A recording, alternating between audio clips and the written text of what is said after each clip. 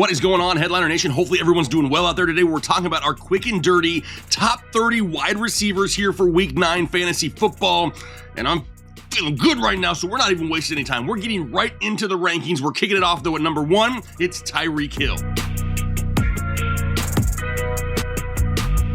And honestly, if you watch my wide receiver start and sit video, you know I'm not a huge fan of these international games, but Tyreek Hill and a chance to go up against his former team in Kansas City on an international stage, yeah, I put him at number 1. The dude's already over 1,000 yards receiving on the season. Number 2, this is where I have Ja'Marr Chase, and what I'm hoping is a potential back and forth shootout with the Buffalo Bills. Ja'Marr Chase just getting huge volume right now. He's at number 2. Number 3, A.J. Brown. Honestly, A.J. Brown, Ja'Marr Chase could kind of be interchangeable here at the top. The only reason A.J. Brown is one spot lower is he's got a little bit more difficult matchup going up against the Dallas Cowboys, but A.J. Brown is the first wide receiver in the history of the NFL with 6 straight games over 125 yards receiving. The dude is an absolute monster. Number 4, it's Stefon Diggs in that matchup going up against the Cincinnati Bengals. Stefon Diggs may be one of the safest wide receivers here so far this season. He may not have the ceiling of a Tyreek Hill or of an A.J. Brown, but he gives you that safe, solid, consistent floor, and you know what to expect week in and week out. Number 5, it's CeeDee Lamb, and he's got himself a great matchup going up against the Philadelphia Eagles. An Eagles defense that gives up points in bunches to opposing wide receivers. That's why Lamb all of a sudden being used, which is great, at number 5. Number 6, it's Davante Adams. I had to move him up a couple spots. After the firing of Josh McDaniels and the benching of Jimmy G, things definitely changed for Davante Adams. Now a matchup going up against the New York Giants. New interim head coach Antonio Pierce used to play for the New York Giants. There's a lot of storylines involved here, and I expect the Raiders to come out and play a little bit more motivated. That's why I got Adams at number 6. Number 7, it's Keenan Allen of the Los Angeles Chargers. Sure, he's got to go up against the Jets, and yeah, the Jets got Sauce Gardner, but that doesn't really affect Keenan Allen because he plays the majority of his time in the slot, and you know we like them slot snaps around here. How about number 8? This is where I have Adam Thielen. Oh, reliable, the binky of Bryce Young. All he does is soak up targets and receptions. There is no other wide receiver on his team within like 64 miles of the production that this guy is putting up week in and week out. Now he gets a good matchup going up against Indianapolis. He's at number 8. Number 9 is Cooper Kupp. He has fallen down the rankings a couple spots here, and that's due to the injury of Matthew Stafford. Green Bay is already easier to run on than they are to throw on. If we do have an injured Matthew Stafford playing, they're going to want to run the ball a little bit more. If we have a backup quarterback playing, you better believe they're going to want to run the ball a lot. That's why Cooper Kupp's dropped down to number 9. Number 10, it's Mike Evans. He continues to catch touchdowns. Now he has a matchup going up against the Houston Texans. A lot of people were worried about Mike Evans last week. Up until late in the fourth quarter, he was putting up a huge stinker. But you got to remember, Mike Evans can give you a solid fantasy day in just one reception. Now, typically, we don't like to rely on just those big plays, but this guy has basically been getting them almost every single week of the season. That's why he's at number 10. Number 11, then, this is where I got Jalen Waddle in that international game in Germany against the Kansas City Chiefs, and Jalen Waddle is starting to get hot. As he's gotten healthy, he's gotten more targets. A lot of defensive attention going to be looking the way of Tyreek Hill, and it's leaving Jalen Waddle open on those underneath routes. Number 12, then, it's Garrett Wilson, and everybody praise the fantasy gods. We have Garrett Wilson inside the top 12, and this one has everything to do with matchup. He's going up against the Los Angeles Chargers, and no team allows more points to wide receivers than the Los Angeles Chargers. That's why Garrett Wilson is at number 12. 13, it's Chris Olave. I know he's been disappointing, but the volume has been there. When you have a guy that's averaging 10 targets per game and a quarterback who's actually starting to play and look a little bit better in Derek Carr, at some point, those bigger plays, that connection is going to happen. Now they have a decent matchup going up against Chicago, so he's at 13. 14, it's T. Higgins. I feel like a lot of people have forgotten about T. Higgins. Remember, he's been dealing with an injury for quite some time. He had a rib injury prior to the bye week. He may not even be 100% yet, but coming off their bye, he seems to be moving in the right direction. In that matchup going up against Buffalo, I got him at 14. 15, it's Amari Cooper. He's got a great matchup going up against Arizona. Now, sure, we have no idea what's really going on with Deshaun Watson because he can't believe anything that's come out of Cleveland for years. But what we do know is they just traded away Donovan Peoples-Jones, which frees up a couple targets a week, and Amari Cooper, already the leading target receiver on this team, I got him at 15. 16, it's Nico Collins of the Houston Texans going up against the Tampa Bay Buccaneers. Nico was tripped by a defender on what would have been almost a 70-yard touchdown last week. Had that happened, the dude's a top 12 guy on the year. I'm not writing off Nico Collins because of one missed opportunity. The guy has that big play potential, and the guy just seems to be open all over the field. He's at 16.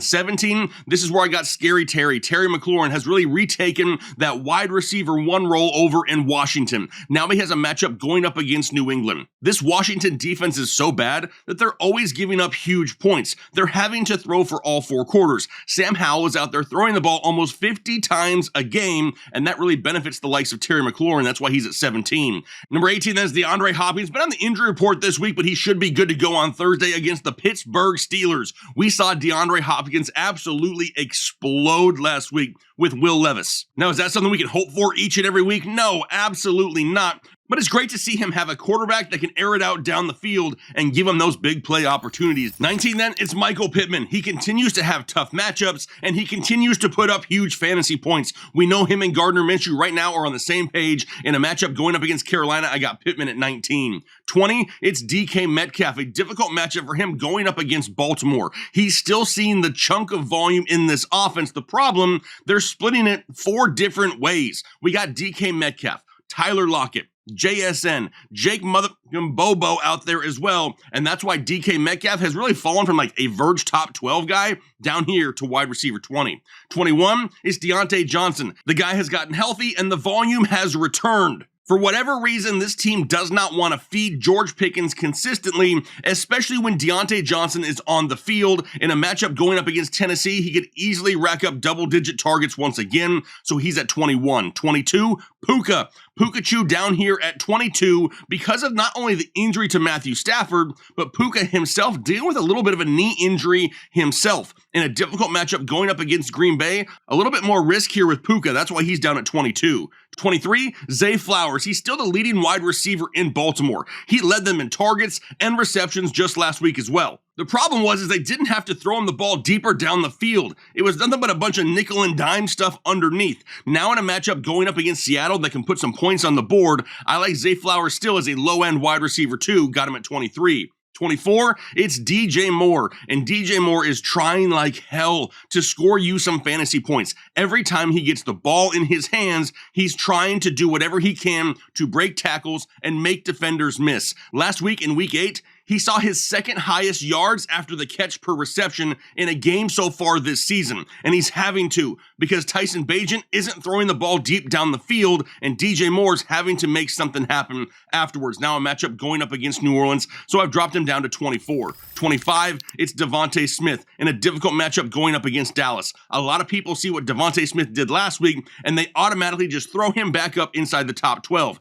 I can't do that. I need a little bit more consistency. I need to see it happen more so than once every 5 weeks. So Devontae Smith down here at 25. 26, it's Gabe Davis, Mr. 50-50 if there's ever been one in fantasy football. Literally, half of his games this year have been great, and half of them have been absolutely horrible. In the 2 games prior to week 8, he only scored 1 point per game. Then he absolutely exploded in week 8. If you own Gabe Davis, you really need to commit to starting him weekly as your flex or just trading him away. He's going to be a huge headache, but 50% of the time, he's not going to do half bad. He's got that matchup going up against Cincinnati, and this could be another one of those weeks where I see him finding the end zone. 27, this is where I have George Pickens. When he does touch the football, he makes big plays happen. He just doesn't get to touch it very often. In a great matchup going up against Tennessee, though, he still deserves to be inside the top 30 at 27. 28, it's Jordan Addison, Minnesota Vikings, and man, I would love to throw this guy higher, but now with no Kirk Cousins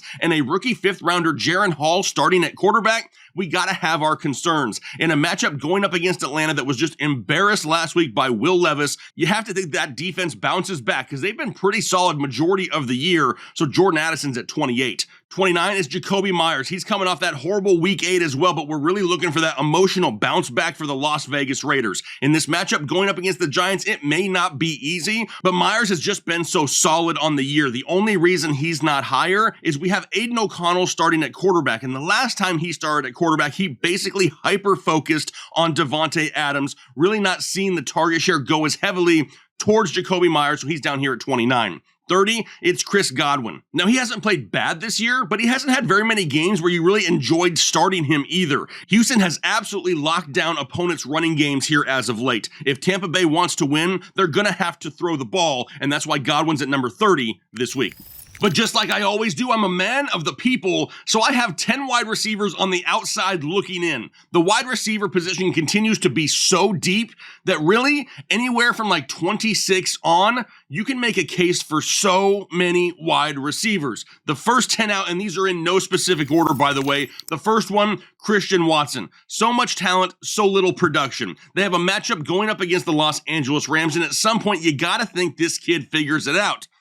When is that going to be? We have no idea, and that's why the risk is huge for him and why he's not inside my top 30 right now. Marquise Hollywood Brown definitely deserves to be in the top 30 based off his production this season, but he's going to have rookie 5th-round quarterback Clayton Tune under center, and they're going on the road to Cleveland. A little bit of risk there as well. What about Josh Downs? He continues to be a safe, solid, reliable wide receiver. Definitely deserving of one of those last couple spots for sure. They have a matchup going up against Carolina. And I mentioned this in my wide receiver start and sit video. Michael Pittman and Josh Downs are eerily similar to Nico Collins and Tank Dell, and Carolina handled them pretty well last week. That's why Downs a little bit lower. Romeo Doubs. Really, it's all about volume, right? His volume is up and down. Sometimes the dude is getting 10 targets a game. Sometimes he's struggling to get 3. That's a problem. How about Rashee Rice in a matchup going up against Miami? Kansas City is going to have to throw it to somebody, right? Other than Travis, I get it. Travis Kelce is going to get the majority of it. I'm talking about at the wide receiver position. And this guy continues to lead all wide receivers on this team for multiple weeks straight in receiving yards. That's why he's mentioned here as well. Josh Palmer definitely deserves to be higher. He's going to have a tough matchup going up against the Jets and more than likely may have to deal with Sauce Gardner himself, plus dealing with a knee injury as well. What about Drake London? I mean, he's dealing with a groin injury right now, but he also gets a switch in quarterback going to Taylor Heineke, which I definitely love for Drake London. We just don't know if he's 100% healthy or not yet. Then we got Tyler Lockett here on the list. Had a good week last week, but has been really inconsistent for the most part overall all season long. Rashid Shaheed. I really don't. Rashid Shaheed is a definite Gabe Davis clone because the guy really isn't going to help you other than 50% of the time. But when he helps you, he wins you your matchups. And that's the biggest issue with Rashid Shaheed. I kind of feel like in the preseason, myself included, a lot of people expected a lot of these big plays to go the way of Chris Olave. And the target share says that they should be. But it's Rashid Shaheed that's actually taking them.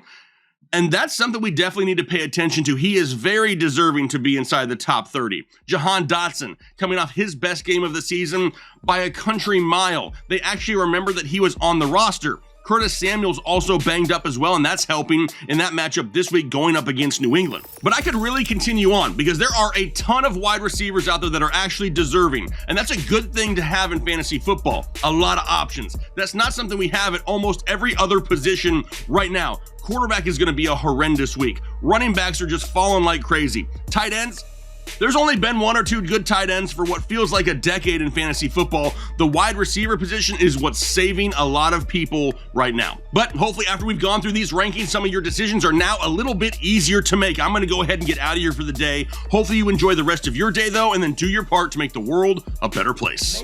I'm a headliner.